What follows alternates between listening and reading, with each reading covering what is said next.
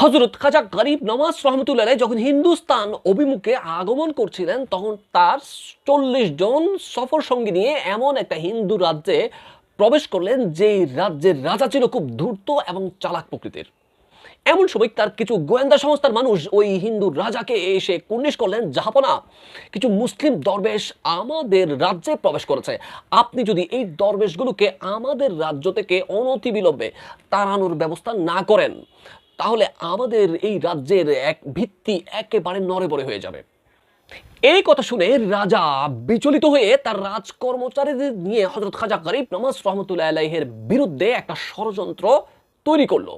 তার রাজকর্মচারীদের কিছু কর্মচারীদের হযরত খাজা গরিব নওয়াজ রহমতুল্লাহ আলাইহি যেখানে অবস্থান করছেন ঠিক সেখানে পাঠালেন এবং ওই রাজকর্মচারীদের কয়েকজন হযরত খাজা গরিব নওয়াজ রহমতুল্লাহ আলাইহির সাথে সাক্ষাৎ করেছেন এবং বলেছেন, হুজুর, আমাদের মহান জাহাপনা ভিন্ন দেশ থেকে যদি কোনো মেহমান আমাদের রাজ্যে প্রবেশ করে তাদের অনেক বেশি আপ্যায়নের ব্যবস্থা করেন, এত বেশি আপ্যায়ন করেন ওই অতিথি একেবারে খুব আপ্লুত হয়ে যায়। এই কথা শুনে হযরত খাজা গরিব নওয়াজ রহমতুল্লাহ আলাইহি বললেন, আপনাদের রাজা যদি আমাদের আপ্যায়নের ব্যবস্থা করতে চায় তাহলে আপনাদের রাজাকে গিয়ে বলবেন আমরা আপনার রাজার রাজ দরবারে যাব না, সেই খাবারগুলো যাতে করে আমাদের কাছে প্রেরণ করা হয় আমরা এখানেই গ্রহণ করব। রাজা তার রাজকর্মচারীদের মুখে এ কথা শুনে একেবারেই তো খুশি, কারণ তার মূল উদ্দেশ্য হচ্ছে খাবার খাওয়ানো নয়, তার মূল উদ্দেশ্য হচ্ছে হযরত খাজা গরিব নওয়াজ এবং তার পুরো সফর সঙ্গীর খাবারের মধ্যে বিষ মেখে বিষ খাইয়ে দিয়ে হযরত খাজা গরিব নওয়াজ এবং তার সফর সঙ্গীকে হত্যা করা। যেমন পরিকল্পনা ঠিক তেমন কাজ, তার রাজকর্মচারীদের দিয়ে মজার মজার সুস্বাদু অনেক খাবার প্রস্তুত করলেন এবং সর্বশেষে সেখানে কিছু বিষ প্রয়োগ করলেন, যে বিষগুলো কোনো বান্দা যদি খাবারের সাথে গ্রহণ করে তাহলে সে সাথে সাথে তার মৃত্যু একেবারে শতভাগ নিশ্চিত হয়ে যায়। এবার হযরত খাজা গরিব নওয়াজ রহমতুল্লাহ আলাইহির অবস্থান যেখানে ছিল সেখানে তার কিছু রাজকর্মচারীদের দিয়ে এই খাবারটুকু পৌঁছিয়ে দেওয়া হলো। হযরত খাজা গরিব নওয়াজ রহমতুল্লাহ আলাইহি এই খাবারটুকু দেখার সাথে সাথে বললেন, তোমরা কেন আমাকে খাওয়ানোর জন্য বিষ নিয়ে এসেছো?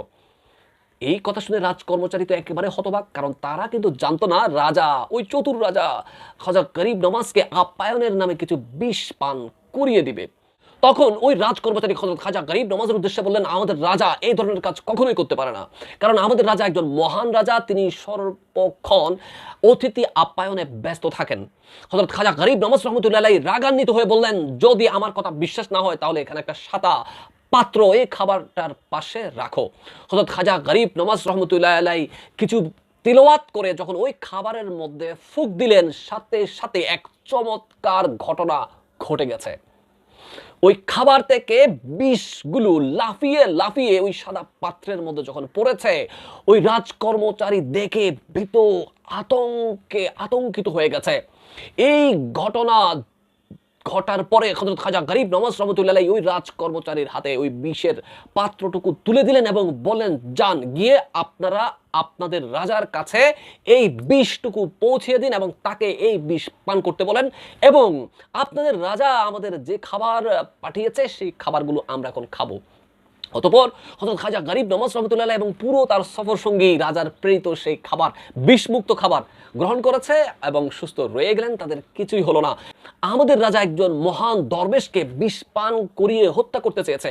এই ঘটনা যখন পুরো এলাকার মধ্যে ছড়িয়ে পড়েছে, দলে দলে হাজার হাজার হিন্দু বিধর্মী হযরত খাজা গরিব নওয়াজের ওই আস্তানায় এসে হযরত খাজা গরিব নওয়াজের এই কারামত দেখে আল্লাহর দিন ইসলামের সুশীতল ছায়ার নিচে চলে এসেছে।